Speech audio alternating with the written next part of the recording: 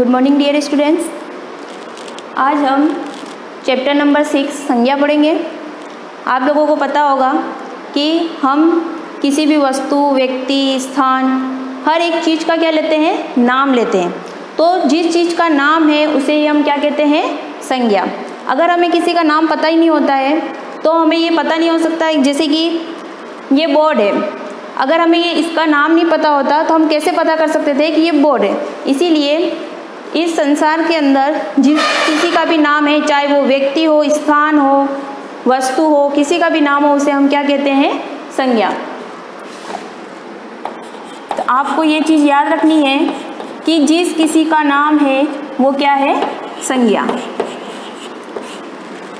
संज्ञा जो है हिंदी में मुख्य रूप से 3 प्रकार की होती है। कितने प्रकार की होती है? 3 प्रकार की। एक होती है व्यक्तिवाचक संज्ञा, दूसरी होती है जातिवाचक संज्ञा और तीसरी होती है भाववाचक संज्ञा।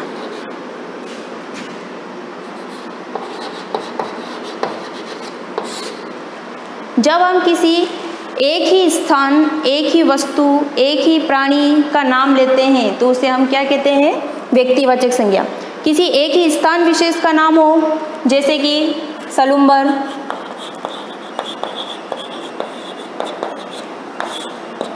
किसी का भी नाम हो, प्राणी का नाम हो, इंसान का नाम हो, जैसे राम, सोहन, मोहन।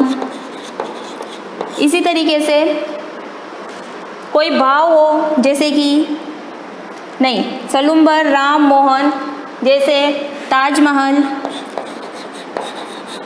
यानी इस संसार के अंदर सोहन है, सोहन बहुत सारे हैं, लेकिन उसी शक्ल का, उसी नाम का वह व्यक्ति नहीं हो सकता है। इसीलिए किसी पर्टिकुलर, किसी एक ही जगह का नाम हो, किसी एक ही स्थान का नाम हो, ताजमहल एक ही है, तो ये सारे क्या कहलाएंगे, व्यक्तिवाचक संज्ञा कहलाएंगे।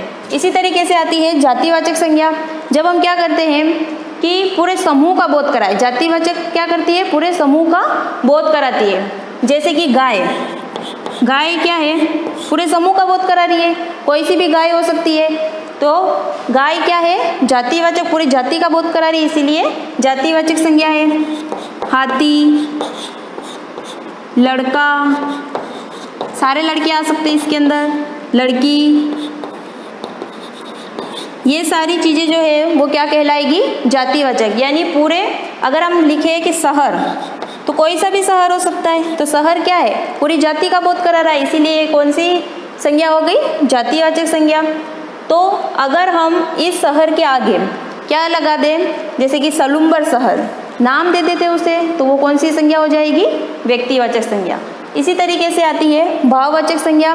भाववाचक संज्ञा के अंदर क्या होगा कि जिन संज्ञाओं को हम क्या कर सकते हैं, देख नहीं सकते, उन्हें सिर्फ महसूस कर सकते हैं। क्या कर सकते हैं, महसूस कर सकते हैं। और कि कोई भी व्यक्ति हो, इंसान हो या कोई वस्तु हो, उसके अंदर जो गुण होते हैं, गुण का मतलब ये नहीं है कि सारी उसके अंदर अच्छाई ही हो, उसके अंदर कोई बुराई भी हो सकती है, उसका कोई आकार भी हो सकता है, तो वो सारी चीज़ें क्या कहलाती है, भाववाचक। जैसे कि ईमानदार, ईमानदारी का भाव होता है। होशियार,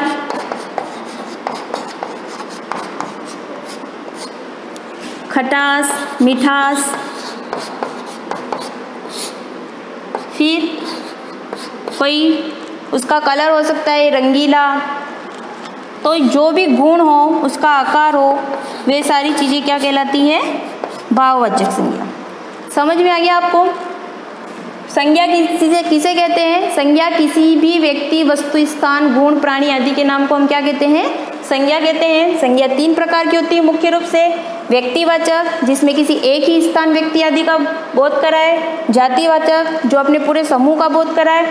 भाववाचक, जो व्यक्ति या वस्तु, स्थान, किसी के भी गुण बताए, विशेषता बताए, वो क्या कहलाती है, भाववाचक।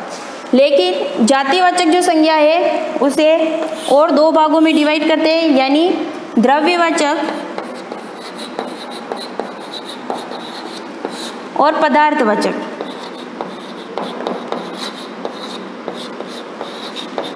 ये दोनों भेद अलग से है, यानी इन दोनों को जातिवाचक के अंदर ही हिंदी के अंदर गिना जाता है। द्रव्यवाचक के अंदर जिन चीज़ों को हम क्या कर सकते हैं, जो भी चीज़ें होती है, द्रव्य होती है, धातु होती है, वो सारी किस में अंदर आती है, द्रव्यवाचक के अंदर, जिसे हम क्या कर सकते हैं, गिन नहीं सकते हैं, तोल सकते हैं, माप सकते हैं। अरे एक मिनट, द्रव्यवाचक को ही क्या कहते हैं, पदार्थवाचक, और दूसरा पॉइंट है समूहवाचक। जिन चीज़ों को हम गिन सकते हैं और पूरे समूह का बोध कराएं, लेकिन हम उन्हें गिन नहीं पाते हैं, पूरी भीड़ की भीड़ इकट्ठा होती है, तो उसे हम समूहवाचक कहते हैं। जैसे कि कोई भीड़ है, सेना है, इनमें हम क्या कर सकते हैं, लोगों को गिन सकते हैं, लेकिन गिना नहीं जा सकता है। पूरी कक्षा है, ये सारी चीज़ें किस में आ जाएगी, समूहवाचक में।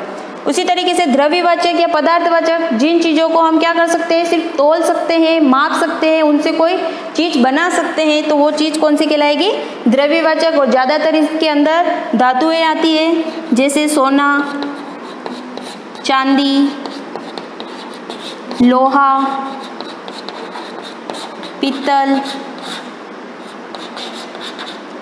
ये सारी चीज़ें क्या कहलाती है, द्रव्यवाचक या पदार्थवाचक। ये जातिवाचक के ही दो अन्य भेद है। आपको अगर पूछे एग्जाम में कि संज्ञा के कितने भेद है मुख्य रूप से, तो संज्ञा के मुख्य रूप से हिंदी में 3 भेद ही होते हैं। अब आपके एग्जाम में एक चीज़ और पूछी जाती है, यानी कि भाववाचक संज्ञा बनाना।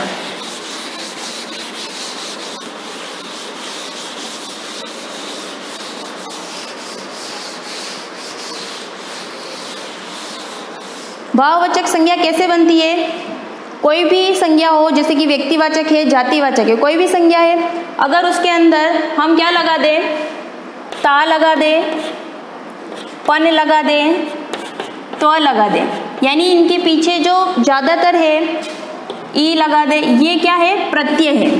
और अगर इन प्रत्ययों को जोड़ दें किसी भी संज्ञा के पीछे, तो वो भाववाचक संज्ञा बनाती है।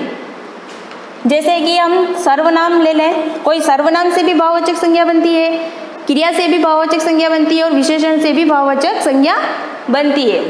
जैसे कि सर्वनाम है अहम, अगर इससे हमें क्या बनानी है, भाववाचक संज्ञा बनानी है, तो क्या बनेगा, अहंकार। क्या बनेगा, अहंकार।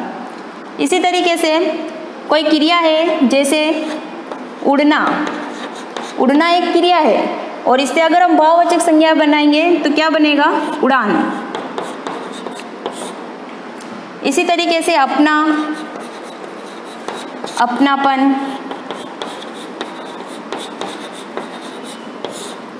मम, ममत्व, लाल, लालिमा,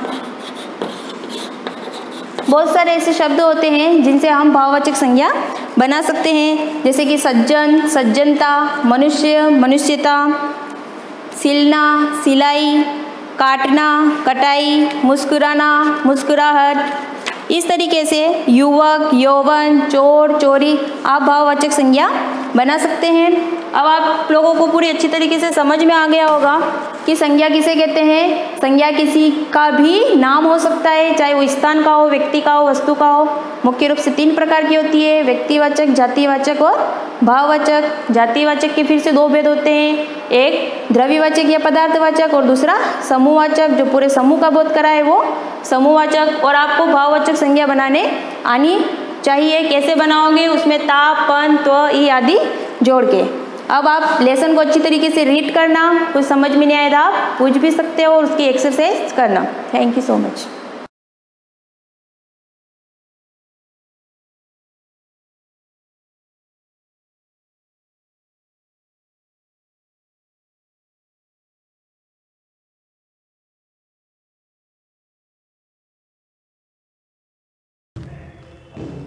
hello student, good morning, welcome in class.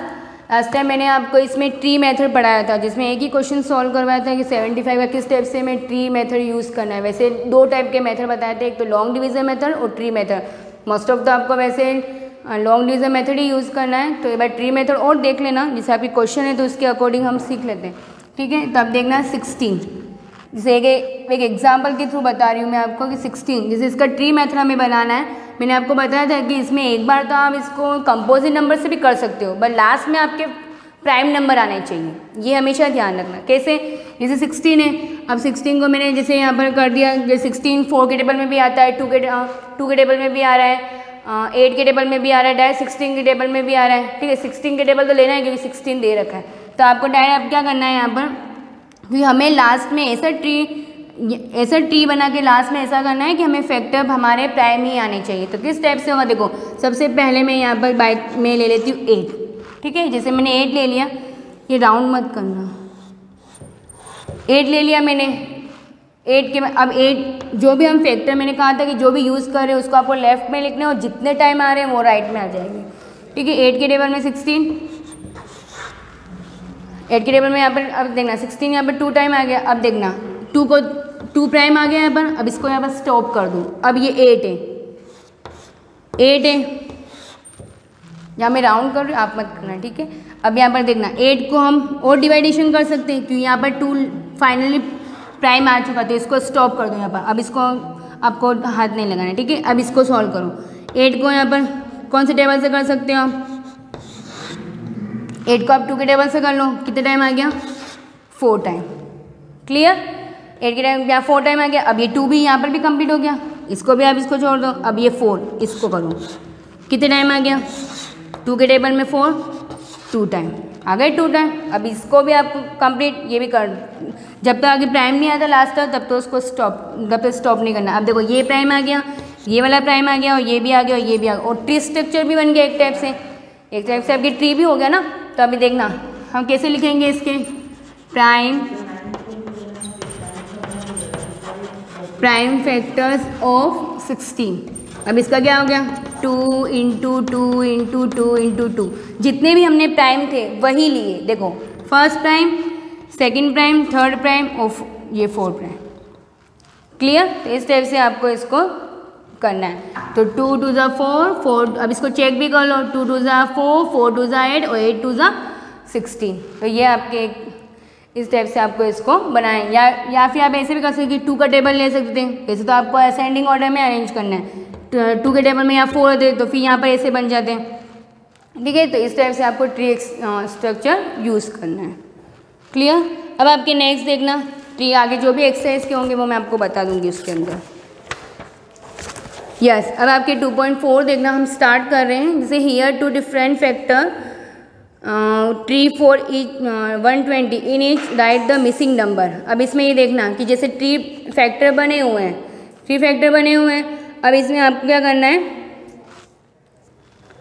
Tree factor बने हुए हैं, अब इसमें 120 जो मिसिंग है वो आपको फिल करना है। आप कैसे, जिसके अकॉर्डिंग करना है। अब इसमें देखो कैसे फिल किया है इसको, 120। अब 120 को यहाँ पर 10 दे रखा है, तो अब 120 10 टाइम कैसे आया, 12 से डिवाइड किया 120 को, तो 12 के टेबल में 120 कितने टाइम आता है, 10 टाइम। तो यहाँ पर हम क्या फिल करेंगे, लेफ्ट में 12 फिल करना है, ठीक है आपको। उसके बाद अब देखो यहाँ 10 के भी फैक्टर हो रहे हैं, 10 को किससे डिवाइड कर सकते हैं हम, अब यहाँ पर 2 दे रखा है, तो 2 को 10 से डिवाइड करेंगे तो 5 आ गया, तो यहाँ 5 फिल कर दो राइट में। फिर यहाँ पर क्या हो जाएगा, 12 है, अब 12 के भी फैक्टर हो रहे हैं, 2 के टेबल से 12 को यहाँ पर 6 दे रखा है ऑलरेडी, इसका मैं 2 के टेबल से डिवाइड किया है, तो 6 2 आ जाएगा यहाँ पर, और 6 को भी यहाँ पर जैसे 2 दे रखा है तो 3 टाइम आ जाएगा। अब देखो इसमें कौन कौन से प्राइम फैक्टर बने, देखो ये 2, उसके बाद आपके 3 2 और ये 5 बना। तो जितने भी प्राइम फैक्टर हैं उन सबको आपको लिखना है। समझ में आ गया। तो ये तो फिलिंग वाला था जो फिल कर दिया, इसको तो आपको बुक में फिल करना है, नोटबुक में नहीं करना है, क्लियर। अब जैसे सेकंड क्वेश्चन है आपके कि in which of the following prime factorization of the number is written. अब इसमें ऑलरेडी फैक्टर कर रखे हैं, जैसे इसमें ऑलरेडी फैक्टर कैसे, जैसे 48 दे रखा है, ये है आपके क्वेश्चन नंबर सेकंड, 48 दे रखा है, 48 इक्वल 2 इंटू 2 इंटू 3 इंटू 4, ये दे रखा है कि 2 इंटू 2 इंटू 3 इंटू 4। अब इसमें आपको ये बताना है कि प्राइम फैक्टर सब में मतलब ये पूरा प्राइम फैक्टराइजेशन ही है, इसमें यस और नो का आंसर देना है। तो इसमें प्राइम फैक्टराइजेशन यूज़ हो रहा है, 2 भी है prime, also prime but not prime, composite. तो इसमें आंसर क्या आ जाएगा आपके नो। मतलब इसका मीन्स ये हो रहा है कि इसमें एक भी नंबर कंपोजिट नहीं होना चाहिए, जितने भी हैं वो सब प्राइम ही होने चाहिए। तो इसका आंसर आपको क्या लिखना है, नो। बाकी आप सब देखना, जैसे बी वाला है, बी में देखो 1 × 2 × 7 × 2 × 2, अब इसमें देखो 1 आ गया और 1 हमारे प्राइम है ही नहीं, तो इसको आप डायरेक्ट क्या ले सकते हो, इसमें हम क्या आएगा आंसर, नो आएगा। ठीक है, सी वाला आप ट्राई करो, सी में भी जैसे 2 × 5 × 7, अभी इसमें तीनों आपके प्राइम दे रखे हैं, तो तीनों प्राइम है, तो इसमें आंसर क्या आ जाएगा, यस। और 108 का आपको देखकर करना है। ठीक है, आपको इसको सॉल्व करके करना है। यस, क्वेश्चन नंबर 3 देना कि write the greatest 4 digit number and give its prime factorisation. इसमें ये बताना है कि 4 डिजिट के आपको ग्रेटेस्ट नंबर लेना है। अब 4 डिजिट का ग्रेटेस्ट नंबर क्या होता है, बताया था मैंने स्टार्टिंग में आपको, डिजिट बताए थे, डिजिट फॉर्म करके 5 डिजिट, मैंने आपको 9 डिजिट तक लिखने को भी आपको मैंने कहा था प्रीवियस क्लास में। तो ये इस टाइप से 9 डिजिट के अब मुझे नंबर क्या होते हैं, 9009 आपके 4 डिजिट के नंबर हैं। 4 डिजिट के नंबर क्या होंगे, 9999। सबसे फर्स्ट आपको लिखना है कि ग्रेटेस्ट 4 डिजिट नंबर। यस, अब इसमें 4 डिजिट नंबर क्या हो जाएगा, 9999। अब इसमें ये है, अब इसका हमें फैक्टराइजेशन करना है, इसका मीन्स क्या करना है, फैक्टर इसके फाइंड करना है।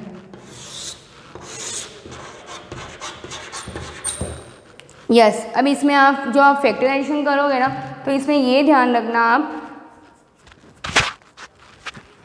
कि आप फैक्टराइजेशन करोगे तो इसमें एक साथ फैक्टराइजेशन नहीं करना। अब इसमें आपको डायरेक्ट जैसे 9 है तो कौन से टेबल से आप यूज़ कर सकते हो, 3 का टेबल ले सकते हो, 2 के टेबल में तो नहीं आने वाला है। अब 3 के टेबल में यहाँ पर कोमा दे रखा है क्या, कोमा नहीं दे रखा है ना, तो इसका यूँ नहीं कि आप अलग अलग करो, जैसे हम एलसीएम करते हैं तो उसमें अलग अलग करके करते हैं। जब कोमा दे रखा हो तो इसका मीन्स वो एलसीएम है और अलग अलग डिजिट, ये तो पूरा एक नंबर है ना, तो इस पूरे नंबर को एक साथ करना है हमें। तो डायरेक्ट हम 3 के टेबल हम इसमें यूज़ कर सकते हैं। अब 3 का टेबल में यूज़ कर रही हूँ, 3 के टेबल में 9, 2 के टेबल में नहीं आ रहा है इसलिए 3 ले रहे हैं, 3 के टेबल में 3, 3 के टेबल में 9 कितने टाइम आ गया, 3 टाइम। अब 3 के टेबल में इसको डिवाइड करूँ, मतलब पूरे को डिवाइड कर रही हूँ, ऐसे डिवाइड करना है आपको, ऐसे क्लियर, ऐसे डिवाइड करके देखना है, ऐसे नहीं कि डायरेक्ट 3 के टेबल में 9 3 टाइम, 3 के टेबल में 9 3 टाइम, ऐसे नहीं करना है। 3 के टेबल, अब इसको डिवाइड किया, ये डिवाइड कर दिया। अब मैं इसमें क्या करूँगी, अब इसमें मैं 3 का टेबल, फिर से 3 का टेबल ले लेती हूँ। आप एलसीएम जैसे मत कर लेना इसको, इसके बीच में कॉमा नहीं हो रहा, अलग अलग डिजिट नहीं, ये पूरा एक ही नंबर है। क्या हो जाएगा, ठीक है। अब इसमें भी जैसे देखो, अगर मैं 3 के टेबल से 3 को मैं डिवाइड करती हूँ तो वही 3 के टेबल में ये जैसे ये 3 फिर 0 फिर नीचे 3, इस टाइप से करूँगी तो 1 1 इस टाइप से आएगा। तो मतलब आपको ये अलग अलग करके नहीं करना, पूरा एक डिवाइड करना है, ठीक है। ऐसे नहीं कि मैंने 3 के टेबल में 3 1 टाइम तो एलसीएम जैसा कर दिया, अब मैं यहाँ पर जैसे 1 लूँगी तो यहाँ पर लास्ट में ये स्टॉप हो गया, ऐसे नहीं करना है आपको, ये ध्यान रखना। अभी तक स्टॉप नहीं हुआ है, अभी आगे और फाइंड होगा। अब देखो कैसे होगा, अब मैं कौन सा टेबल लूँ यहाँ पर, अब जैसे यहाँ पर हमारे लास्ट में 1 1 आ गया है तो यहाँ तो स्टॉप नहीं हुआ ये, क्योंकि ये पूरा एक ही नंबर है, 1111 ये पूरा एक नंबर है। अब मैं कौन सा टेबल यूज़ कर सकती हूँ, अब मैं यहाँ पर डायरेक्ट 11 ले सकती हूँ, वीटेक 11। अब 11 के टेबल में देखो ये आ रहा है, 11 के टेबल में जैसे डिवाइड करके देखते हैं, 11 के टेबल में 11 1 टाइम, ठीक है, फिर 0 रिमाइंडर, फिर ऊपर से 1 डिजिट ब्रिंग डाउन हुई तो यहाँ पर 1, अब 11 के टेबल में 1 तो आ नहीं रहा है, फिर सेम लेवल पे एक डिजिट और नीचे आएगी, ब्रिंग डाउन होगी तो हम यहाँ पर 0 लगाएंगे और फिर 11 हो गया। अब 11 के टेबल में 11 1 टाइम, क्लियर। अब 101 आ गया, अब 101 है तो 101 क्या हो जाएगा, अब ये तो प्राइम नंबर ये किसी टेबल में नहीं आ रहा है तो यहाँ पर क्या हो जाएगा, डायरेक्ट 101 के टेबल से ही कर लेते हैं। और डायरेक्ट 101 के टेबल से 101 कितने टाइम आता है, 1 टाइम। अब यहाँ फाइनली 1 आया, यहाँ पर आपके ये 4 टाइम 1 आया, इसका मतलब ये नहीं कि कंप्लीट हो गया, हम एलसीएम थोड़ा ना फाइंड कर रहे हैं, हम फैक्टराइजेशन फाइंड करो। फैक्टराइजेशन में ये ध्यान रखना है कि आपका हमारे फाइनल आंसर हमारे क्या आना चाहिए, 1 ही आना चाहिए लास्ट में, ठीक है। अब इसमें आप ये चेक कर लो, ये नंबर आप मल्टीप्लाई करके देखोगे तो आपके ये वाला आंसर आना चाहिए। क्लियर? तो इसके लिख देना है यहाँ पर प्राइम फैक्टराइजेशन। कैसे लिखोगे? सो प्राइम फैक्टर्स क्या हो जाएगा, ये 3 इंटू 3 इंटू 11 इंटू 101, ठीक है। और इसका मल्टीप्लाई करके देखना आप पूरा ये आंसर ये वाला आ जाएगा, ठीक है। तो ऐसे ही सेम क्वेश्चन आपको इसमें दे रखा है, फिफ्थ वाला राइट डाउन, सॉरी 4 दे रखा है, ये थर्ड था, ये थर्ड क्वेश्चन है।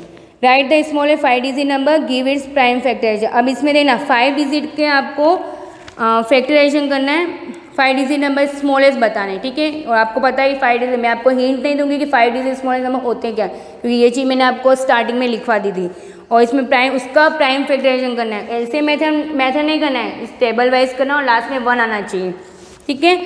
तो ये वाला क्वेश्चन आपको करना है और नेक्स्ट क्वेश्चन में आपको नेक्स्ट क्लास में कंटिन्यू करवाऊंगी। और उससे पहले ये ध्यान रखना कि जैसे 5th वाला तो मैं आपको करवा दूंगी, 6th वाला क्वेश्चन देखो ट्री मेथड है, तो ये ट्राई करना, अगर हो सके, नहीं तो फिर मैं क्लास में करवाऊंगी, ठीक है आपको। Thank you.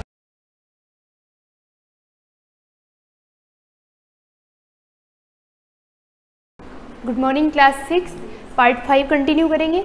क्या पढ़ रहे थे हम? सेपरेशन, यानी कैसे सब्सटेंस दो अगर मिक्स हो जाते हैं तो उनको कैसे सेपरेट करना चाहिए। उसमें से hand picking, sieving, winnowing etcetera, alum वाला था एक, कोएगुलेशन और लोडिंग वाला, और उससे पहले था एक मैग्नेटिक सेपरेशन। बहुत सारे मेथड थे जो कंटिन्यू आ रहे थे नंबर वाइज और हमने उनको पढ़ लिया था। मैंने नोट्स बनाना भी आपको सिखा दिया कि किस तरह से मेथड के नंबर डाल के उनके मेथड की हेडिंग डालनी है और फिर उसके बारे में 2-2 लाइन्स लिखनी है। डायग्राम हो तो डायग्राम भी नेसेसरी हो तो बना देना है। अब मैं पार्ट 5 में कंटिन्यू करूँगी। नेक्स्ट स्टेप जो है हमारा नेक्स्ट मेथड कि डिस्टिलेशन मेथड जो होता है उसमें किस तरह से आप कौन से मटेरियल को या कौन से मैटर, कौन से स्टेट की मैटर को, सॉलिड, लिक्विड या गैस, किस मैटर को, तो लिक्विड मैटर को हम किस तरह से सेपरेट कर सकते हैं अगर वाटर में कोई चीज़ ऐड हो गई हो। प्योर वाटर करना है अगर, डिस्टिल्ड वाटर बोलते हैं ना हम डिस्टिल्ड वाटर नहीं पीते, हम मिनरल वाटर पीते हैं। डिस्टिल्ड वाटर का यूज़ कहाँ होता है? कार की बैटरीज में, इन्वर्टर की बैटरीज में, वहाँ पर इसका यूज़ होता है डिस्टिल्ड वाटर का। तो वो डिस्टिल्ड वाटर बनाने के लिए ये मेथड यूज़ नहीं किया जाता है। इस मेथड को भी हम क्या बोल देंगे? डिस्टिलेशन। आइए देखते हैं इसमें क्या होता है, कैसे होता है डिस्टिलेशन। ये आपको अच्छे से डायग्राम दिख रहा है, बहुत अच्छा, आपको ड्रॉ करना है। ये डायग्राम आपको अपनी नोट्स की नोटबुक में ड्रॉ करना है, ये आपका होमवर्क है। Distillation is the used to separate a solvent from a solution. कोई सॉल्यूशन है उसमें से सिर्फ पानी को अलग करना है आपको, तो आप कैसे कर सकते हो? द सॉल्यूशन, डिस्टिल्ड वाटर का मीनिंग है प्योर H2O। डिस्टिल्ड वाटर मतलब उसमें सिर्फ H2O है, उस H2O के अलावा उसमें कोई भी चीज़ ऐड नहीं होनी चाहिए, वो कहलाता है डिस्टिल्ड वाटर। कार की बैटरीज, इन्वर्टर बैटरीज में ये वाटर क्यों यूज़ किया जाता है? क्योंकि अगर हम मिनरल वाटर ले लेंगे उसमें लॉट ऑफ मिनरल्स होंगे, बहुत सारे मिनरल से क्या होगा कि बहुत सारे करंट का फ्लो होने लग जाएगा। करंट के फ्लो से वो काम करना, वो वाटर इतना यूज़ में नहीं आएगा, है ना। हमको ऐसा पानी चाहिए जिसमें H2O के अलावा कोई अदर चीज़ हो ही नहीं, तो वो वहाँ पर उस वाटर को सेपरेट करने के लिए डिस्टिलेशन मेथड का यूज़ करते हैं, जिसमें सॉल्यूशन में से सिर्फ सॉल्वेंट को अलग निकालना है। यूनिवर्सल सॉल्वेंट क्या है हमारा? Water. Contain some solid dissolve in liquid, ऐसा सॉल्यूशन जिसमें कुछ सॉलिड सब्सटेंस डिसॉल्व हो गया है, अब वो मिल नहीं रहा है ना, अब उसको अलग करना है, तो कैसे कर सकते हो? When the solution is heated, the liquid component evaporate and escape as vapor, which is cooled and condensed into liquid called distillate। यहाँ तक आपको ये लिखना है, ठीक है। ये पूरा प्रोसेस लिखना है, ज़्यादा नहीं, 2 या 3 लाइन का होगा, और उसके साथ ही ये डायग्राम बनाना है। ये क्या बोल रहा है कि अगर किसी सॉल्यूशन में से कोई सॉलिड सब्सटेंस डिसॉल्व हो गया है, आपको उस सॉलिड को सॉल्वेंट में से अलग करना है, सॉल्यूट को सॉल्वेंट में से अलग करना है, तो ये मेथड यूज़ करते हैं। जिसमें क्या होता है, जब भी आप किसी सॉल्यूशन को हीट करते हो तो बॉईल होने के बाद क्या होता है कि सॉल्यूट तो अंदर रह जाता है और जो सॉल्वेंट होता है यानी पानी जो होता है वो उबल के, बॉईल होके स्टीम, भाप बन जाता है और वाटर वेपर के रूप में यहाँ पर चला जाएगा, ठीक है। क्योंकि ये ऊपर से क्या है? पैक है। बस ऊपर क्या लगा दिया? एक थर्मामीटर। थर्मोमीटर लगाने से क्या कि टेम्परेचर पता चलेगा। कितने टेम्परेचर पे ये अलग हुआ, ताकि लिखने में आसानी रहेगी। तो यहाँ पे ये पूरी तरह से पैक है। जैसे ही आप किसी सॉल्यूशन को बहुत ज़्यादा हीट करते हो, हीट करने के बाद क्या होगा कि वाटर तो जो है वो वेपर बन के उड़ने का उसका नेचर होता है, तो वाटर वेपर जो होगी वो स्टीम के रूप में उड़ जाएगी, उड़ के वो यहाँ आएगी, क्योंकि ऊपर से तो पैक है, कॉर्क लगा हुआ है, तो एयर टाइट है, तो वो यहाँ आएगी। यहाँ आने के बाद इसको कंडेंस करते हैं, कंडेंस यानी कूल डाउन करते हैं। वाटर वेपर को जब कूल डाउन होने देते हैं तो वो वापस वाटर ड्रॉपलेट्स में चेंज हो जाती है, और वो जो वाटर होता है वो एकदम ही प्योर वाटर होता है, यानी सिर्फ H2O वाटर होता है, उसके अंदर और कुछ भी इम्प्योरिटीज़ या अदर मिनरल्स ऐड नहीं होते हैं। तो वो जो वाटर होगा वो पूरी तरह से क्या होगा, डिस्टिलेट या लिक्विड वाटर होगा, पूरी तरह से प्योर वाटर। अब यहाँ पे ये आपको लिख देना है, यहाँ पे दे रखा है evaporate and escape as vapour. यहाँ पे जो पानी एस्केप हुआ वेपर फॉर्म में, उसको कूल डाउन किया, कंडेंसेशन प्रोसेस के थ्रू वो वाटर ड्रॉपलेट्स में चेंज हो जाता है। Distillation is used to obtain pure water from sea water in some countries like Saudi Arabia. Saudi Arabia में आपको पता है वहाँ पर पानी तो बहुत है, पर वो पानी ड्रिंकेबल नहीं है, नॉन ड्रिंकेबल, यानी सॉल्टी वाटर ज़्यादा है, ओशियन में पानी ज़्यादा है। तो वो जो ओशियन वाला पानी होता है सऊदी अरेबिया में, उसी पानी को लोग यूज़ करते हैं। तो यूज़ करने के लिए यहाँ पर ये मेथड यूज़ किया जाता है। ये बहुत कॉस्टली पड़ जाता है डिस्टिलेशन, बट वहाँ के लोगों के पास पैसे बहुत है पर पानी नहीं है, तो वो लोग इस मेथड से पानी को क्या करते हैं, प्योर बनाते हैं, सॉल्टी वाटर को वापस नॉर्मल वाटर बनाते हैं। But it is very expensive. Distillation is widely used in perfume industry. ऐसा कहाँ यूज़ होता है, तो परफ्यूम इंडस्ट्री में सबसे ज़्यादा यूज़ होता है। इसीलिए जो परफ्यूम होते हैं ब्रांडेड होते हैं, ज़्यादा कॉस्टली होते हैं real perfume. Distilled water is used in car batteries, steam iron and in laboratories. आपको ये लास्ट लाइन बाद में वापस ऐड करनी है, यहाँ तक तो लिख दोगे, डायग्राम भी बना दोगे। उसके बाद ये कि इस पानी का यूज़ कहाँ कर रही हो, ये जो डिस्टिल वाटर है, इस डिस्टिल वाटर को आप कहाँ पे यूज़ कर रहे हो, तो इस डिस्टिल वाटर को आप यहाँ यूज़ कर रहे हो। Used in car batteries, steam irons and laboratories. Laboratories में इस पानी का यूज़ किया जाता है ताकि इसके अंदर करंट फ्लो ना हो सके। नेक्स्ट लेते हैं। अब यहाँ पे दे रखी है एक एक्टिविटी, उसके बाद में फिल्ट्रेशन में सीधा फिल्ट्रेशन ले लेती हूँ, क्योंकि आपको डिस्टिलेशन आई थिंक समझ में आ गया होगा। वही है ये कि डिस्टिलेशन मेथड से कैसे आप अलग कर सकते हो। फिल्ट्रेशन पढ़ते is used to separate insoluble and solid from a liquid in solid liquid mixture. ऐसा मिक्सचर जिसमें सॉलिड लिक्विड दोनों मिक्स हो गए, जिसके अंदर दोनों चीज़ें, ठीक है। When the mixture is poured through a filter paper, मतलब ये कि एक ऐसी चीज़ है जिसके अंदर सॉल्यूट मिक्स हो गया है, यहाँ पे दे रखा है, जिसके अंदर सॉलिड भी है और लिक्विड भी है, वाटर के साथ कुछ और ऐड हुआ है, तो वहाँ पर फिल्ट्रेशन, फिल्टर कुछ नहीं, चीज़ को छानना ही फिल्ट्रेशन कहलाता है। आपको डायग्राम से भी समझ में आ रहा होगा क्या चीज़ है। When the mixture is poured through a filter paper, 1, जब आप किसी फिल्टर पेपर के ऊपर किसी मिक्सचर को पॉर्ड करते हो यानी डालते हो, यहाँ पे 1 दे रखा है। Second, the liquid pass through the filter paper, यहाँ पे 2 क्या पोजिशन पे क्या है, filter paper.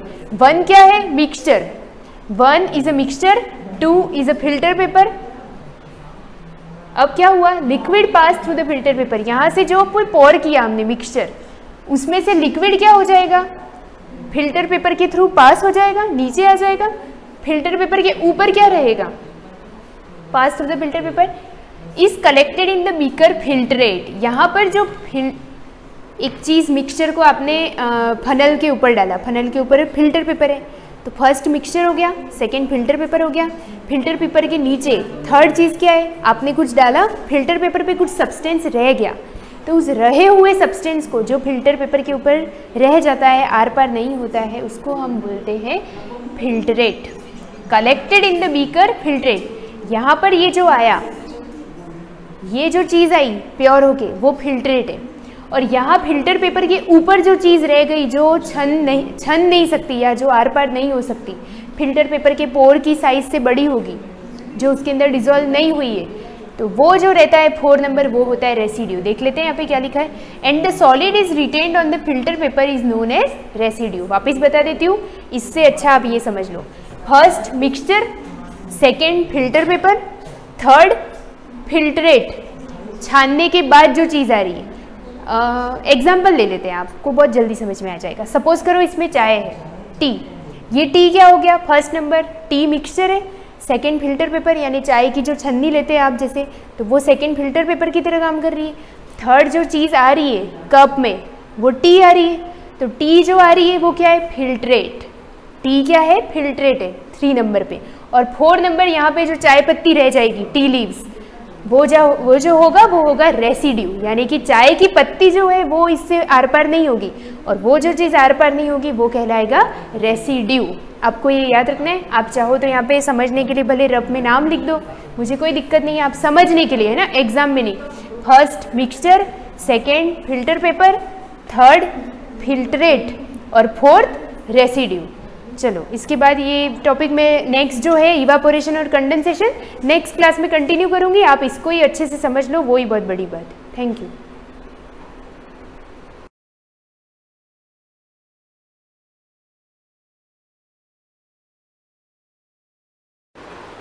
Good morning students, हम लेसन 4 पढ़ रहे थे, the earliest cities.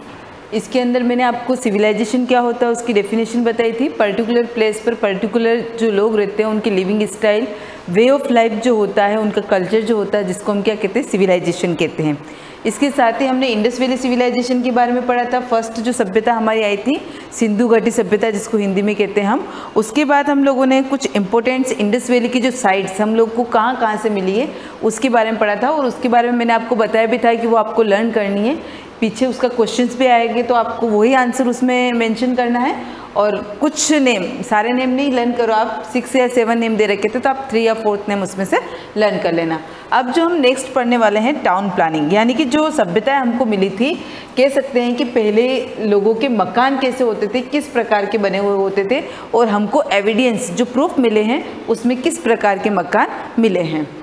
Town planning, the people were urban and their cities were planned skillfully and divided into 2 parts। क्या दे रखा है, the people were urban, जो शहरी लोग होते थे जो अपने मकान बनाते थे वो स्किलफुली एंड डिवाइडेड। स्किलफुली का मतलब अच्छी तरह के जो क्वेश्चंस यूज़ करके कि किस डिज़ाइन का हमको बनवाना है, इस प्रकार से बनवाते थे। और डिवाइडेड इंटू 2 पार्ट्स, हर मकान में 2 भाग उनके बनते थे।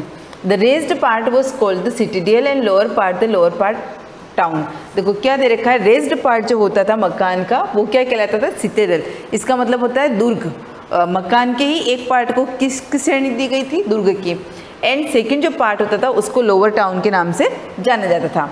ईच पार्ट वो सराउंडेड बाय अ वॉल और बेक्ड ब्रिक्स। क्या दे रखा है, ईच पार्ट, हर पार्ट जो होता था चारों ओर से, सराउंडेड चारों ओर से, बाय अ वॉल, दीवार होती थी, अगर कोई दीवार होगी तभी हम उसको रूम कहेंगे। और बेक्ड ब्रिक्स, किसका बना हुआ था, ब्रिक, यानी कि सीमेंट, जो अपनी ईंट अभी चलती है। आप लोग पिक्चर्स में भी देख सकते हो कि किस प्रकार से पहले ईंट का मकान जो हमको सभ्यताएं मिली है उसमें हमको कैसे ईंटों के मकान हमको मिले हैं। The main street were wide and straight and they cut each other a right angle. क्या दे रखा है, द मेन स्ट्रीट, जो उनकी जो मेन गली होती थी वो वाइड, चौड़ी होती थी, स्ट्रेट होती थी, and they cut each other at right angle, और राइट एंगल में कटी हुई। कह सकते हैं अपन के जैसे ही अपन टर्न करते तो कोई न कोई नेक्स्ट टर्न तो आएगा। आप किसी भी गली से जा रहे हो ऐसे थोड़ी सीधे सीधे चलते जाएंगे, कहीं ना कहीं उसका टर्न तो आता है। तो यहाँ पर भी क्या होता था, जो गलियाँ होती थी वो हर अलग अलग जगह पर वापस क्या होते थे, राइट एंगल में कटी हुई, और रास्ते क्या होते थे, चौड़े होते थे। Fire burn bricks were used for paving and street. क्या दे रखा है, फायर बर्न ब्रिक्स, जो वो जो अपनी ईंटें होती है जिनको आग में तपाया जाता था, ऐसी ईंटों का यूज़ उन्होंने जगह जगह पर जो भी गलियाँ और जो भी रास्ते बना रखे थे उसमें उन्होंने यूज़ किए थे। The houses were of different size and head either 1 और 2 स्टोरी। क्या दे रखा है, जो भी मकान बने हुए होते थे डिफरेंट साइज़, अलग अलग साइज़ के होते हैं। अब नॉर्मल बात है, सब लोगों के पास सेम प्रॉपर्टी तो होगी नहीं कि उनके मकान भी सेम हो, तो उनकी साइज़ क्या होती थी, अलग अलग साइज़ होती थी। हेड आइदर 1 और 2 स्टोर है, और हर मकान के अंदर या तो 1 स्टोर रूम होता था या फिर 2 स्टोर रूम उसमें होते थे। They were built on raised platform as a protection against the flood, और वो अपने मकान के अंदर ऐसा प्लेटफॉर्म भी बनाते थे जो क्या करता था, अगेंस्ट द फ्लड, कभी बाढ़ और ऐसी कोई प्रॉब्लम आ जाए तो उनसे उनको बचा के रखता था। यानी कि कह सकते हैं कि ऐसा सिक्योरिटी रूम बनाते थे, सुरक्षा के लिए रूम बनाते थे, ऐसा प्लेटफॉर्म बनाते थे जिससे कभी भी बाढ़ और ऐसी कोई प्रॉब्लम आ जाए तो उन लोगों को उसमें सुरक्षित आसानी से वो रह सकते थे। The house had wells and bathroom, मकान के अंदर ही कुएँ भी होते थे और बाथरूम भी होते थे। There were few windows but enough doors, मकान के अंदर कुछ विंडोज़ होती थी, कुछ खिड़कियाँ होती थी, लेकिन डोर्स उसमें बहुत ज़्यादा काफ़ी मात्रा में पाए जाते थे। They were also very large buildings which were used as places और असेंबली हॉल्स। उसके अलावा मकान के अंदर क्या दे रखा है, लार्ज बिल्डिंग, जो बड़े बड़े मकान होते थे, बड़ी बड़ी बिल्डिंग होती, विच वर यूज्ड एज प्लेसेस और असेंबली हॉल्स। उनको किस काम में लिया जाता था, असेंबली हॉल्स। असेंबली हॉल्स का मतलब क्या होता है, सभाएं करना। जैसे अपन कह सकते हैं कि जैसे अभी हम लोग जो नए मकान बनाते हैं, आप लोगों ने देखा होगा, सब लोग हम लोग लिविंग कह सकते हैं कि आजकल बीच में बरामदा छोड़ते हैं बड़ा, तो उसको हम क्या करते हैं, असेंबली हॉल। कभी आपके घर में कोई प्रोग्राम हो, छोटा सा कोई फंक्शन हो, तो आप वहाँ पर आसानी से उसको कर सकते हो। नहीं तो हमको क्या करना पड़ता है, हर छोटे प्रोग्राम के लिए रेंट पर लेना पड़ता है, कोई पार्क लेना पड़ता है, कोई वाटिका लेनी पड़ती है। तो यहाँ पर जो पहले मकान बनते थे, और आप लोगों ने देखा भी होगा, जो पुराने मकान बने हुए हैं उसमें बड़े बड़े असेंबली हॉल कह सकते, बड़े बड़े हॉल बनाते थे, बीच में इतनी जगह खाली छोड़ते थे कि वो लोग आराम से अपने कोई भी प्रोग्राम वहाँ पर सेलिब्रेट कर सकते थे। The most remarkable building at Harappa was the great granary. क्या दे रखा है, मोस्ट रिमार्केबल बिल्डिंग हड़प्पा, जो ये अपन पढ़ रहे हैं, इंडस वैली सिविलाइजेशन को ही हड़प्पा सिविलाइजेशन कहा जाता है, इसलिए कंफ्यूज मत होना, दोनों का नेम एक ही है। Harappa was the great granary. Granary का मतलब होता है अनाज भरने के लिए, अनाज को स्टोर करने के लिए जो कह सकते हैं जो ड्रम बनवाए जाते हैं, उसको क्या संज्ञा दी गई, ग्रेट ग्रेनरी। तो ये इसकी एक बहुत बड़ी विशेषता कह सकते हैं किसकी, इंडस वैली सिविलाइजेशन की। Every street head it's brick line drainage channel. अब क्या दे रखा है, हर गली के अंदर ब्रिक ईंट की बनी हुई क्या होती थी, ड्रेनेज चैनल। ड्रेनेज का मतलब क्या होता है, बहाव। अब घर में बाथरूम थे, कुएं थे, तो पानी तो बह के जाता होगा, कहाँ से बह के जाएगा, नालियाँ होती थी। तो पहले भी ड्रेनेज चैनल, जिनको क्या कहते हैं, अभी नालियाँ अपन कहते थे, तो वो किससे थे, लिंक्ड थी। हर मकान से क्या होती थी, लिंक्ड होती थी। आपका घर है, सिंपल सी बात है, आपके घर के बाहर, आपके घर से कोई न कोई तो नाली कनेक्टेड होगी, या पानी फिर सड़कों पे जाता है। अगर सड़क पे ऐसे पानी बहता रहेगा तो बहुत गंदगी हो जाती है। तो ये हमको जो चीज़ दिखती पहले ऐसी मिलती थी, यानी कि पहले के लोग भी अपने घरों से नालियों को क्या करते थे, कनेक्ट करके रखते थे, ताकि जो भी पानी बहता था उन नलियों में से। और उनकी सबसे बड़ी विशेषता और अच्छी विशेषता कह सकते थे, पहले की जो नालियाँ होती थी, इंडस वैली सिविलाइजेशन की जो नालियाँ हैं, वो क्या होती थी, ऊपर से ढकी हुई होती थी, जिसमें गंदगी भी नहीं दिखे, मच्छर भी नहीं हो, ऐसी सारी प्रॉब्लम्स जो अभी अपने को फेस करनी पड़ती थी, उस समय ऐसी प्रॉब्लम थी। सारी जो नालियाँ थी वो क्या थी, ऊपर पत्थर से ढकी हुई थी। It was connected to the house drains. दे रखा है, जो घर की नालियाँ होती थी उससे कनेक्ट रहती थी। This drains were properly covered. और ये जो ड्रेन्स होती थी, ये जो नालियाँ होती थी, प्रॉपरली क्या होती थी, कवर्ड होती थी। The drains had main holes for proper inspection and cleaning. क्या दे रखा है, जो नालियों का जो मेन होल्स होता था उसको प्रॉपर क्या किया, इंस्पेक्शन यानी कि देखरेख करना, और क्लीनिंग उसकी सफाई की जाती थी।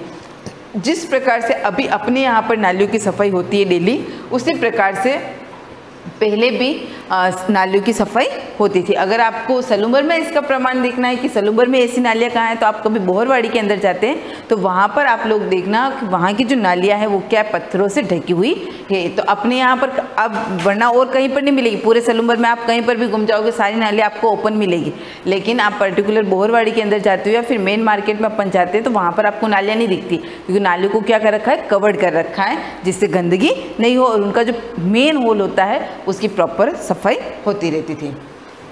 The great bath eight Mohenjodaro. अब वहाँ पर बाथरूम कैसा था, कितना बड़ा था, किस किस प्रकार से उनको यूज़ में लिया जाता था। Of all the structure found in the cities the most important so far is the great bath. अब आप इसकी सारी विशेषताएं देख लो इन शहरों की, लेकिन उसमें भी सबसे जो बड़ी विशेषता अपने को मिलेगी वो क्या मिलेगी, great bath. Constructed on the citadel in Mohenjodaro, the great bath measured 11.88 metre and multiply 7.1 metre and is 2.43 metres deep. देखो कितना बड़ा उनका बाथरूम होता था। आपको पिक्चर्स भी दे रखी है, आप पिक्चर में यहाँ पर देख सकते हो, आपकी बुक में अच्छे से दिख रहा होगा कितना बड़ा बाथरूम होता था। 11.88 मीटर मल्टीप्लाई 7.1 मीटर और टोटल कितना बनता है, 2.43 मीटर डीप बनता है। It comprised a huge tank to store water and some rooms probably used as changing room। देखो पहले भी ऐसी फैसिलिटी अवेलेबल थी, मकान में पानी को स्टोर करने के लिए वाटर टैंक भी बनाए जाते थे, उसके अलावा चेंजिंग रूम भी बनाए जाते थे जिसमें हम लोग चेंज करते हैं। Surrounding the tank there is a hole in one end right at the bottom which was possibly use to drain the water out. और ऐसी फैसिलिटी करते थे कि जो भी वेस्ट वाटर या गंदा पानी होता था वो ड्रेन नालियों के थ्रू बाहर निकल जाए।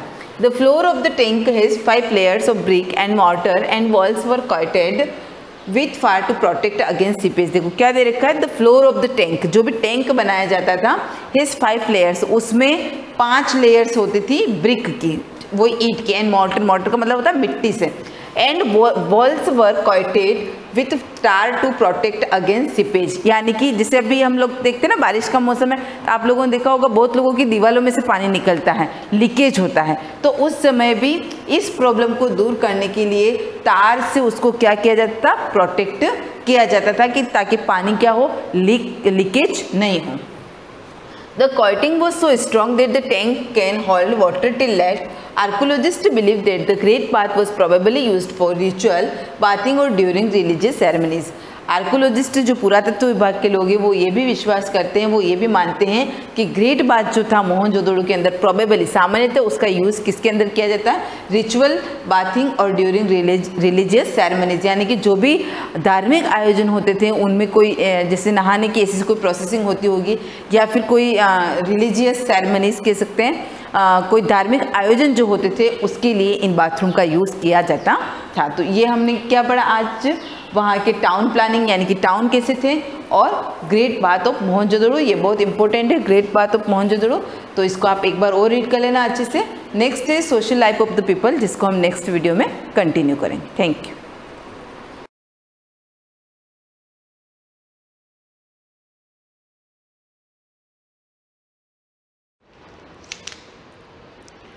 Good morning.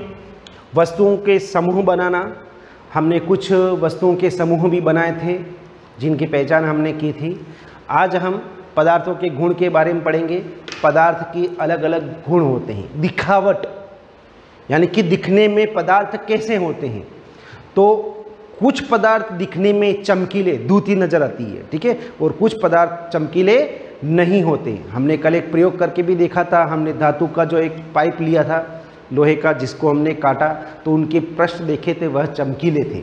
लकड़ी काट कर देखी, उसके पृष्ठ चमकीले नहीं थे। तो इसके आधार पर भी हम वस्तुओं की पहचान कर सकते हैं कि कौन सी वस्तु चमकीली होते हैं अतः कौन सी वस्तु चमकीली नहीं होती है।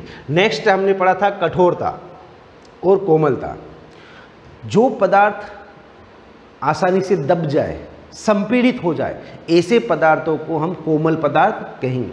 अब जैसे कोमल उसका गुण है, जैसे रुई और स्पंज, जिसको हमने आसानी से दबा लिया तो वह कोमल पदार्थ। कुछ पदार्थ ऐसे होते हैं जिनको आसानी से नहीं दबाया जा सकता है, जो संपीड़ित नहीं होते, जो खरोचे नहीं जा सकते।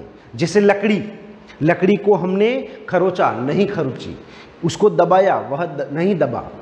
तो इस प्रकार हम उसका गुण क्या देखेंगे कि वह कठोर है, ठीक है। तो कठोर के उदाहरण के रूप में हमने देखा था लकड़ी का टुकड़ा, है ना, और कोमलता के आधार पर हमने जैसे रुई और स्पंज, ऐसे अन्य पदार्थों की पहचान भी हम कर सकते हैं कि कौन से पदार्थ कठोर है अथवा कौन से कोमल पदार्थ। नेक्स्ट पॉइंट हमने पढ़ा था विलय और अथवा अविलय।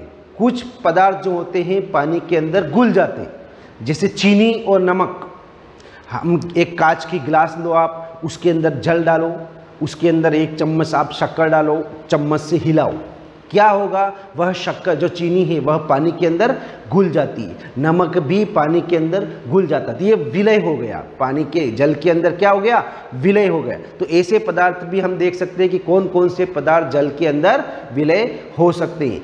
बालू डालो, आप रेत डालो, क्या होगा, वह पानी के अंदर जल के अंदर नहीं घुलेगा। तो इस प्रकार हम वस्तु की पहचान कर सकते हैं कि जो जल के अंदर विलय हो गया, घुल गया, वह विलय पदार्थ कहलाएंगे। अविलय पदार्थ जो जल के अंदर या पानी के अंदर नहीं घुला।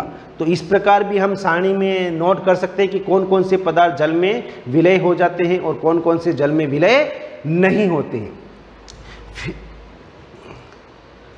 देखो आप, आपके सामने एक सारणी भी देखिए, क्या कुछ द्रव्य भी जल के अंदर घुल सकते हैं। तो सिरका आप जल के अंदर आसानी से मिश्रित हो जाता है, यानी कि भली बातें मिश्रित का मतलब घुल जाना, घुल सकता है। नींबू का रस, क्या नींबू का रस भी पानी के अंदर घुल जाता है। तो आप इस प्रकार एक एक पदार्थ का चयन भी कर सकते हैं, ये द्रव्य पदार्थ है। अब तेल पानी के अंदर डालो, क्या होगा? तेल पानी के सतह पर तैरने लग जाएगा। ठीक है ना। तो इस प्रकार हम जल में विलय और अविलय द्रव्य के बारे में भी पता लगा सकते हैं। आगे देखिए, अगला गुण जो है जल में तैरने अथवा डूब सकने वाली वस्तु है। तो आप घर के अंदर भी ऐसा एक प्रयोग कर सकते हैं। एक कांच की ग्लास लीजिए, अपने आसपास कुछ वस्तु हो तो उन वस्तुओं को धीरे धीरे आप उस कांच के ग्लास के अंदर पानी भरकर उसके अंदर एक एक डालकर देखो कि कौन कौन सी वस्तुएं पानी के अंदर डूबती है और कौन कौन सी वस्तुएं पानी के ऊपर तैरती है। तो आज आप अपने घर पर यही प्रयोग करें कि छोटी छोटी वस्तुएं लें और उनको अंदर पानी के अंदर डालकर देखें कि कौन कौन सी वस्तुएं पानी के अंदर तैरती है और कौन कौन सी वस्तुएं पानी के अंदर डूब जाती है।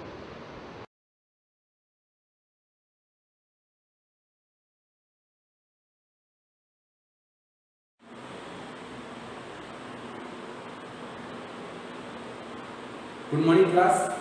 लास्ट टाइम अपन ने प्रश्नावली 2 के बारे में चर्चा कर रहे थे, पूर्ण संख्या के बारे में। उससे पहले अपन ने प्राकृत संख्या, पूर्ण संख्या, पूर्णांक संख्या, सम संख्या, विषम संख्या, भाज्य संख्या, अभाज्य संख्या के बारे में अपन ने चर्चा की थी। ठीक है, इसी कड़ी में अपन आगे बढ़ते हैं। आज का टॉपिक अपना है कि पूर्ववर्ती। पूर्ववर्ती का मतलब तो नाम से पता पड़ गया कि पूर्ववर्ती, पूर्व का मतलब होता है पहले और पूर्ववर्ती का मतलब होता है कि पहले की जो संख्या है वो होती है पूर्ववर्ती संख्या। अब सपोज मैंने लिख दिया कि लिख दिया 8 लिख दिया, क्या लिखा? 8 का पूर्व। अब 8 का पूर्ववर्ती क्या होगा? 8 में मैं अगर 1 घटा दूं, क्या घटा दूं? 1, तो मुझे 8 का पूर्ववर्ती मिलेगा, वो क्या मिलेगा? 7। यानी पूर्ववर्ती संख्या पूछिए तो आपको 1 घटाना है। क्या करना है?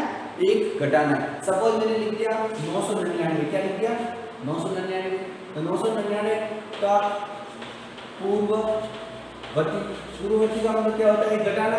तो 999 में 1 घटा दो तो क्या आंसर आ जाएगा? 998। क्या आंसर आ जाएगा? 998। ये मेरा क्या हो गया? पूर्ववर्ती। अब इसी टॉपिक में एक आगे है परवर्ती। क्या है? परवर्ती। देखना है ध्यान से, परवर्ती क्या है? परवर्ती में क्या होता है? ध्यान से देखना है, परवर्ती पूर्ववर्ती है। ठीक है, ध्यान रखना। परवर्ती का मतलब होता है कि ठीक बाद वाली संख्या, यानी किसी भी संख्या में 1 जोड़ देता हूं तो जो नई संख्या प्राप्त होती है वह संख्या क्या कहलाती है? परवर्ती। क्या कहलाती है? परवर्ती। देखो तो मान लो मैंने लिख दिया 12, 11 लिख दिया, क्या लिख दिया? 11। 11 का परवर्ती, तो परवर्ती क्या होगा? 11 में मैं क्या जोड़ूं? 1, और जैसे ही मैं 11 में 1 जोड़ता हूं तो मुझे क्या मिलता है? 12। क्या मिलता है? 12। तो 11 का परवर्ती क्या हो जाएगा? 12। ये आपका क्या हो गया? पूर्ववर्ती और परवर्ती। देखो संख्या रेखा के बारे में मैंने आपको पूरी जानकारी दी थी और आपको भी संख्या रेखा के बारे में पूरी जानकारी होनी चाहिए। ठीक है, अब अपन प्रश्नावली के ऊपर आते हैं। प्रश्नावली 2.1 के बारे में अपन चर्चा करेंगे आज। ठीक है, देखो इधर एक्सरसाइज 2.1 सवाल नंबर पहला देखिए, 10,999 के बाद अगली 3 प्राकृत संख्याएं लिखिए।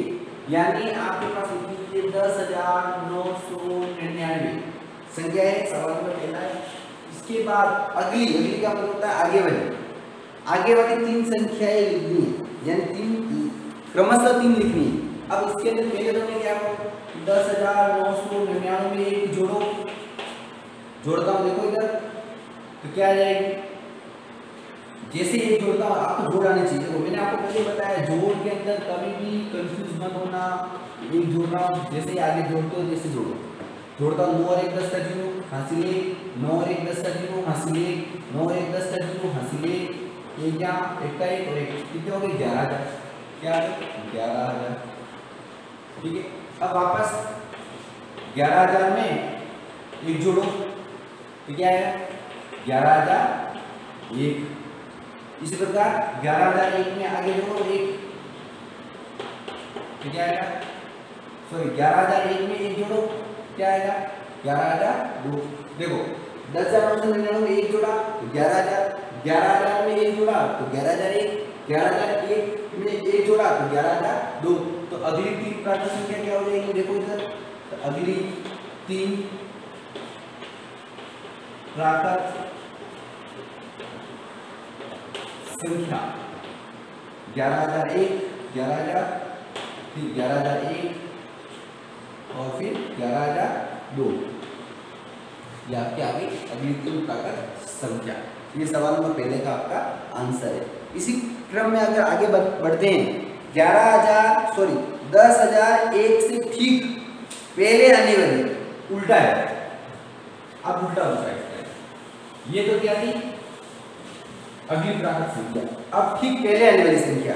देखो क्वेश्चन नंबर दूसरा 10,001 लिखा हुआ जिसके अंदर इससे ठीक पहले वाली 3 पूर्ण संख्या, इससे ठीक पहले आने वाली 3 पूर्ण संख्या बताना। तो पहले का मतलब होता है पूर्ववर्ती और पूर्ववर्ती का मतलब होता है घटाना।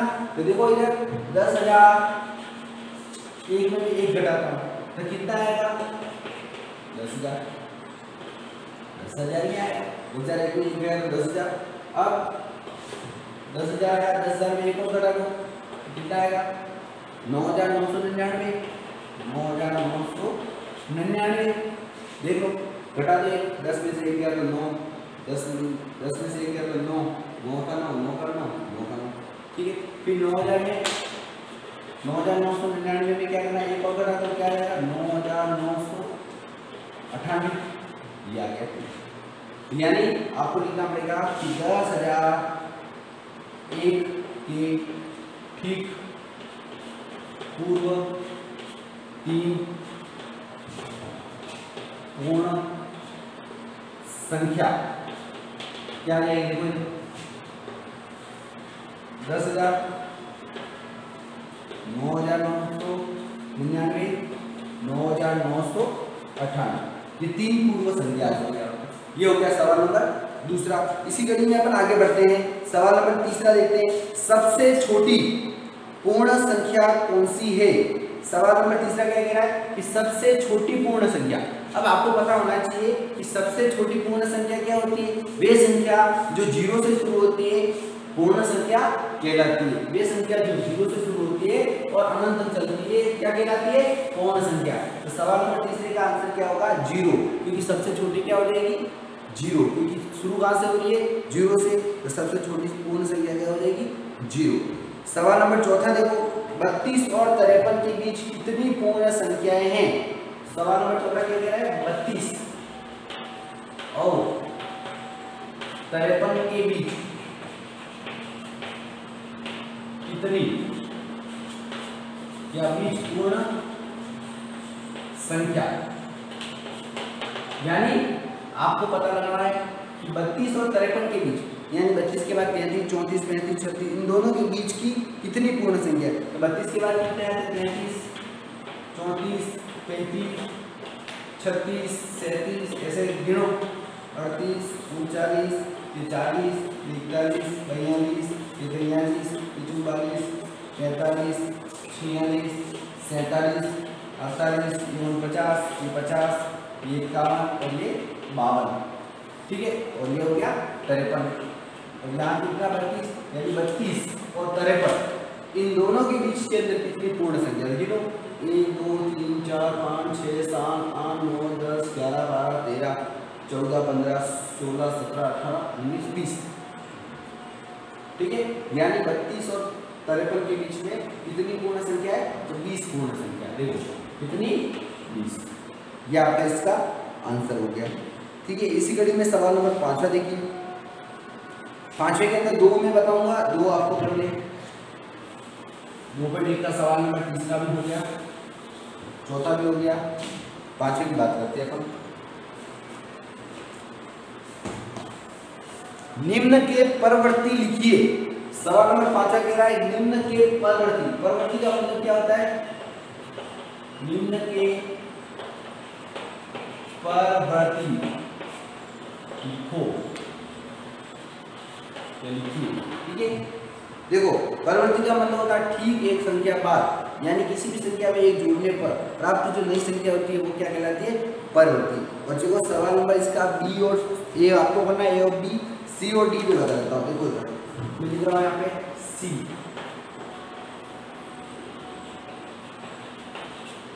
इकाई, दहाई, सैकड़ा, हजार, 10,000, लाख, 10 लाख, 10,99,999। ठीक है, इसके अंदर इसका क्या बताना आपको, प्रवृत्ति। तो देखो 10,99,999 मैं क्या जोड़ूं, एक जैसे ही मैं एक जोड़ता हूँ तो आपका क्या होता है, देखो मैंने आपको पहले ही बताया था कि जोड़ करनी है, आपको मिस्टेक नहीं करनी है, आराम से जोड़ करनी है, कोई प्रॉब्लम नहीं हो। 9 में से एक जोड़ूंगा, 10 जीरो हासिल, एक 9 में एक जोड़ 10 का जीरो हासिल, एक और 9 10 का जीरो हासिल, एक और 9 10 का जीरो हासिल, एक और 9 10 का जीरो हासिल, ये हो गया। क्या हो गया, जैसे ही 99,999 में एक जोड़ दिया, ये आपका क्या हो गया, इकाई, दहाई, सैकड़ा, हजार, 10,000, लाख, 10 लाख, ये आपका क्या हो गया, 11 लाख। क्या हो गया, 11 लाख। ठीक है, ये आपका 11 लाख सी इसका आंसर आ गया प्रवृत्ति। और डी देखो इसका, इसी कड़ी में डी बता रहा हूँ मैं आपको। जैसे अपन डी देखते हैं 23, 45,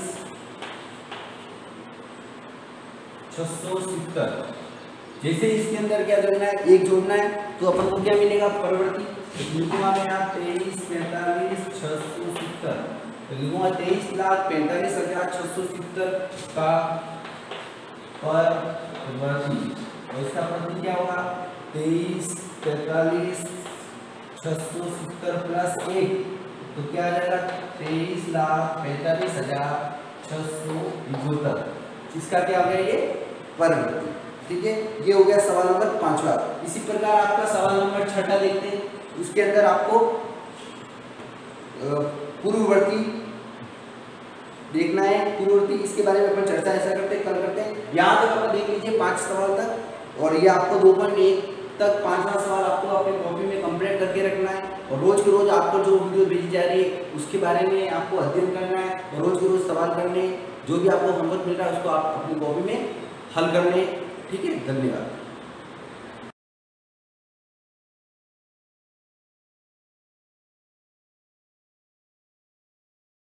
गुड मॉर्निंग क्लास। जैसे कि अपने लेसन 2 चल रहा था आगे खाद्य संग्रह से उत्पादन तक, इसमें अपनी कंटिन्यू रखते हुए इसमें अपन पढ़ रहे थे आरंभिक कृषकों और पशुपालकों के बारे में। जैसे कि पुरातत्वविदों ने वैज्ञानिकों के बारे में बताया था कि उन्होंने किस प्रकार से इनका अध्ययन किया था। जैसे कि उस समय की जो पशुओं की है, जानवरों की है, जो हड्डियां हुआ करती थी, उनके अवशेष इनको मिले थे। इसके पश्चात जो गेहूं वगैरह, धान वगैरह उस समय की जो फसलें हुआ करती थी, उनके बीजों का जो उनको राख मिली है, जले हुए बीजों के जो अंश प्राप्त हुए, उसके पश्चात वैज्ञानिकों ने पता लगाया कि इस उपमहाद्वीप में किस किस इलाके में यानी कि उनके अवशेष प्राप्त हुए थे। इसके पश्चात वे लोग अपने स्थायी जीवन की ओर चलने लगे थे। कौन, यानी कि आरंभिक मानव जो था अपना जीवन भी उन्होंने वहां पर स्थायित्व बना लिया था। अब देखो पुरातत्वविदों को क्या है कि कुछ पुरास्थलों पर झोपड़ियां भी मिली है, उनके बड़े बड़े यानी कि पक्के मकानों के भी निशान उनको प्राप्त हुए थे। जैसे कि बताया था मैंने, ऐसे भी उदाहरण के लिए कुछ दिन भी बताया था कि भाई जैसे कश्मीर के अंदर बुर्जहोम नामक स्थान है, वहां पर इनके अवशेष प्राप्त हुए हैं। किसके अवशेष, उनके घर है, इनकी बस्तियां जो कि लोग जहाँ पर रहते थे, वो सारी चीजें वहां पर प्राप्त हुई है। अब देखो बुर्जहोम के अंदर क्या था उसमें कि लोग जो थे वो गड्ढे के अंदर अपने मकान बनाते थे, यानी कि जैसे कि अपनी भाषा में अपन कहते हैं कि अंडरग्राउंड जो बनता है, उस समय वो क्या करते थे कि गड्ढे खोद के बड़े बड़े गड्ढे बना करके उसके अंदर अपने मकान बना दिया करते थे। वो चीज कहलाती थी गर्तवास कहलाती थी, यानी कि गड्ढों के अंदर नीचे जमीन में गर्त के अंदर वो निवास करते थे, इसलिए उस चीज को अपन गर्तवास के नाम से जान सकते हैं। अब देखो उन मकानों के अंदर उसमें क्या होती थी, नीचे उतरने के लिए वो लोग सीढ़ियां भी बनाते थे,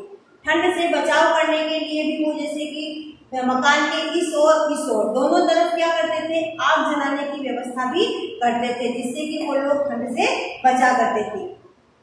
ऐसा लगता था मौसम के अनुसार घर के अंदर या बाहर वो दोनों तरफ खाना पकाने का कार्य कर सकते थे। उसके पश्चात देखिए नवपाषाण काल के अंदर, यानी कि उनके बसावट के पश्चात नवपाषाण काल में क्या होता था, बहुत सी जगहों पर क्या हुआ, पत्थरों के औजार भी प्राप्त हुए थे।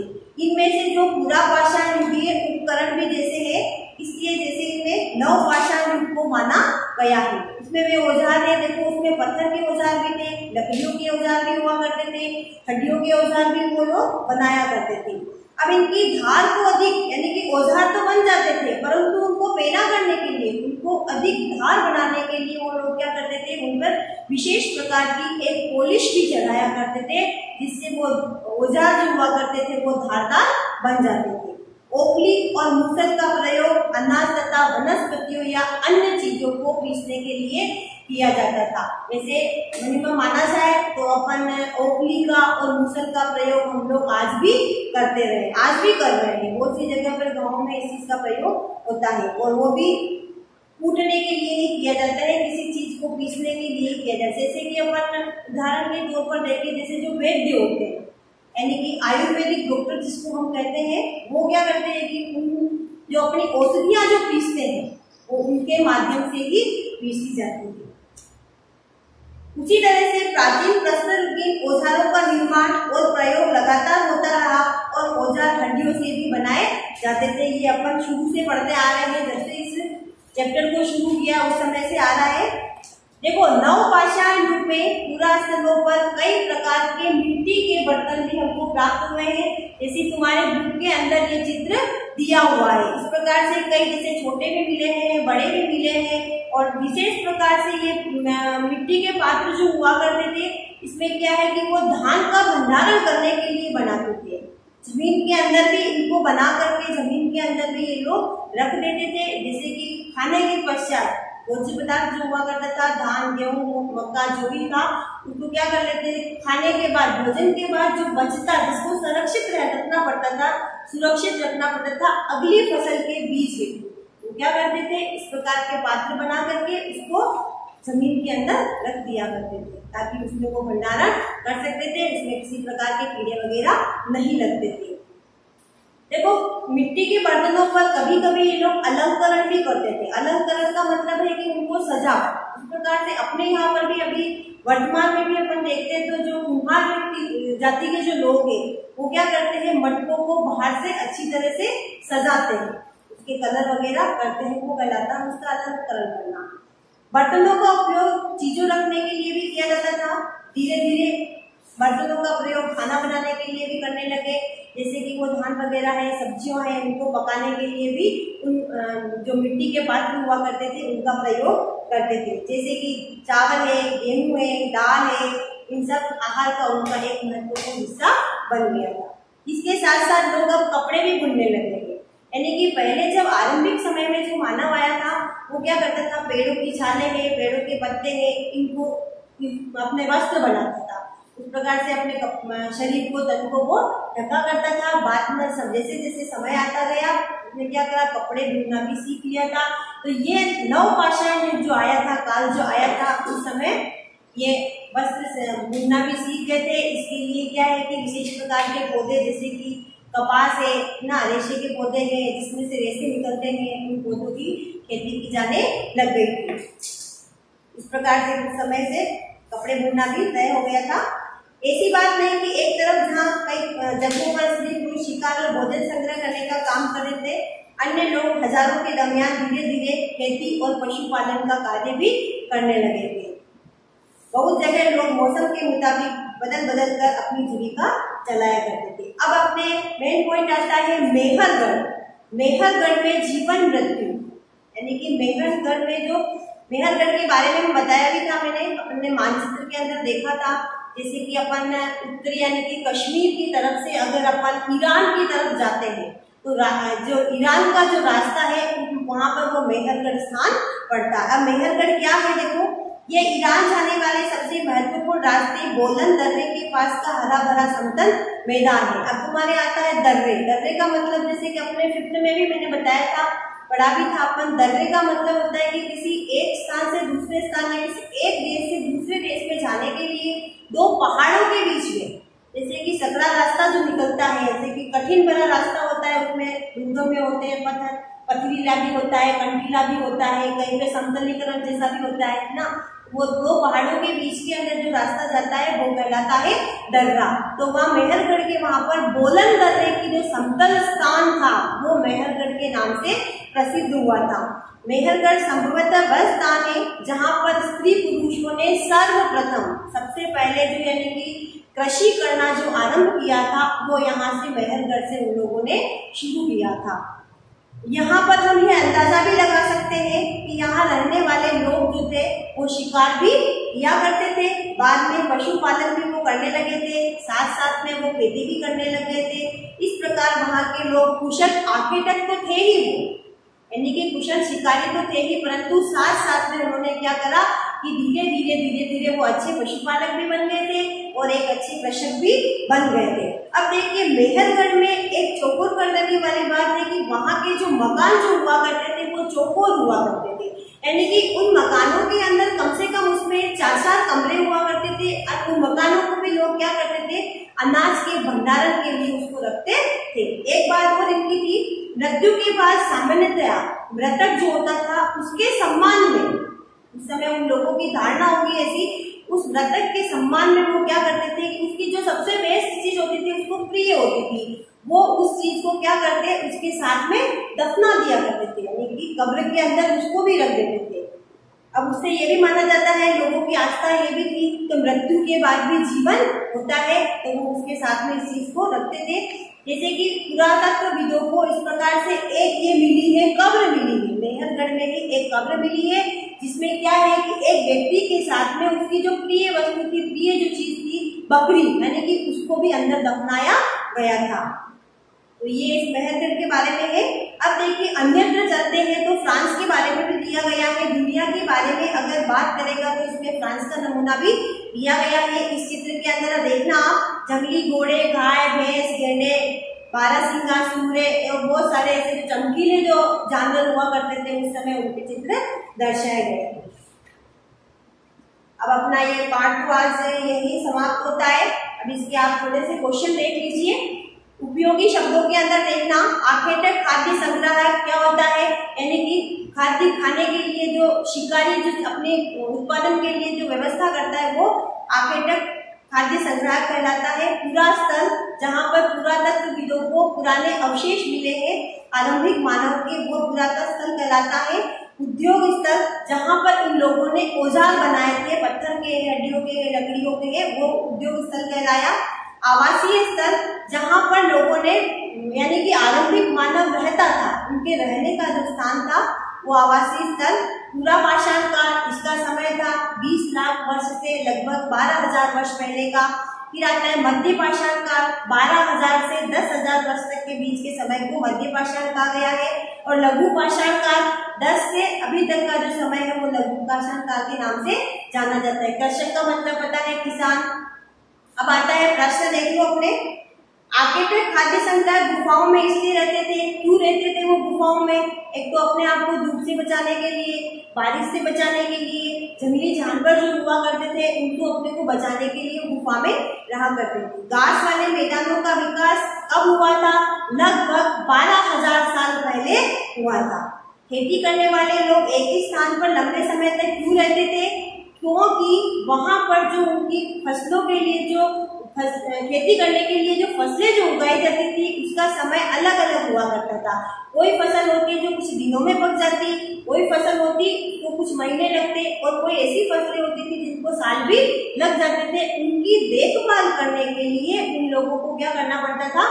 वहां पर लंबे समय तक रहना पड़ता था। फिर आता है पुरातत्वविदों ऐसा क्यों मानते हैं कि मेहरगढ़ के लोग पहले शिकारी थे और बाद में उनके लिए पशुपालन ज्यादा महत्वपूर्ण हो गया है। देखिए पहले वहां पर क्या था, मेहरगढ़ में पहले सबसे पहले कुछ पशुओं के अवशेष मिले थे, इससे वो अंदाजा लगा सकते थे कि वहां पर शिकारी हुआ करते थे। उसकी जैसे कि भेड़, बकरी, गाय, भैंस, इनके अवशेष उनको मिले थे, तो वो अंदाजा लगा सकते थे। और बाद में इन पशुओं से इन लोग उन्होंने इसको पालना भी शुरू कर दिया था, तो उन्होंने अंदाजा लगाया। उसके साथ साथ वो एक कुशल पशुपालक भी बन गए थे और एक कुशल कृषक भी बन गए थे। आज अपना ये चैप्टर यहाँ पे पूरा हो गया है, लास्ट पार्ट था। और अब अपन कल से अगले वीडियो के अंदर अपन ज्योग्राफी में फर्स्ट लेसन अपन पढ़ेंगे, उसको आप एक बार देख लेना। Thank you.